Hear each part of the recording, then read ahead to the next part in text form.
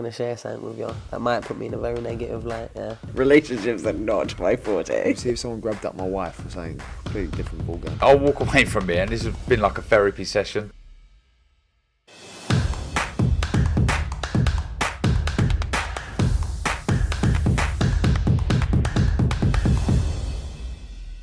Oscar Bevis, IFL TV, proudly sponsored by Everlast. James Cook, MBE joins me, mate. Thank you very much for giving me some of your time. It's a pleasure. I know it's a busy fight week for yourself.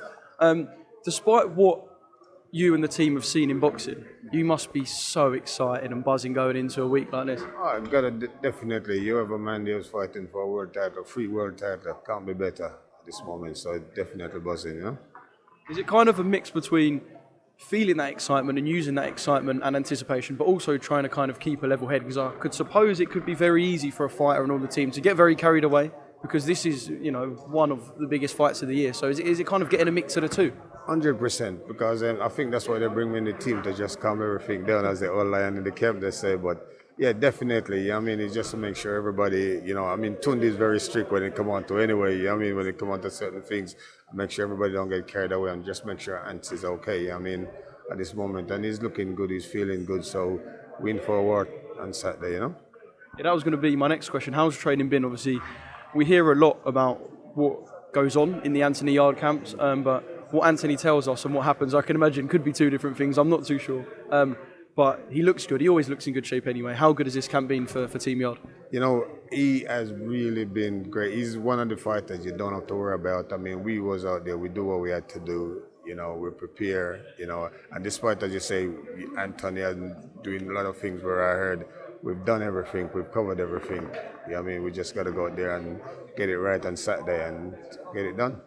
Do you have to kind of rare being the underdog? Is it something that you just kind of have to embrace? You know what, Cullinard phoned me up, and Cullinard said to me, this kid is 1-7. I said to him, Joe was George Foreman, Muhammad Ali, Mike Tyson. I mean, they all been odds-on fighter, they all been unbeatable, but they've got beat. You know, so we're hoping to cause a big upset as well. And I know obviously you aren't going to give too much away, but going into this fight, it's easy to kind of look from the outside and go, this isn't going to go the distance, two guys who can punch. Is it kind of go in there and assert your dominance, not be scared about the kind of aura that surrounds Beterbiev, go in there, insert your dominance, throw your big shots? I know that, is it kind of that, or is there a lot more to it? The thing is, at the end of the day, you know, all that will come depends how the next man is boxing. You know what I mean? So even if, you know, you make a plan, you know, it all depends on what the man allow you to do. You know what I mean? So it's about of educated pressure, really and truly. I mean, so that's the plan. I know you guys kind of won't be hanging your hat on the fact that Beterbiev has been dropped, but he's not an immovable object. We've seen him hit the floor before. So I suppose, can you use that as fuel for excitement, I guess? I don't think Ants use anything for fuel, you know. He just go out there and do what he have to do, you know what I mean? And, you know, I don't think, you know, we're worried, but I don't think we're that worried. I think they've got more to worry about, because they, you know, everybody's looking at it's a one-way fight. I mean, but it's not a one-way. There's two men in there, very heavy hitter. One is clever. Ants is a very clever boxer. He could move.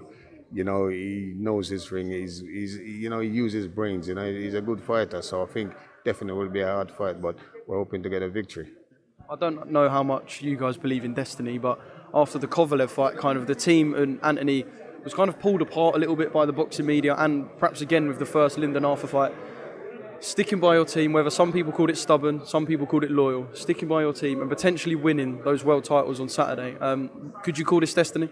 No, definitely. You know, and at the end of the day, I'm so glad he didn't really destroy the team. I'm glad in a way they picked me in for part of it. You know what I mean? But you know, sometimes, you know, I'll call a lot of guys internet boxers. You know, they go out there, they say things. They've never really been inside the ring. I mean, and every fighters I know will learn by the mistake. You understand me? And Anthony has learned by his mistake. Yeah. And how sweet is it going to feel if you've got them 3 belts lined up in Team Yarde changing room? You know what? I think they'll have to buy me more Guineas. You know.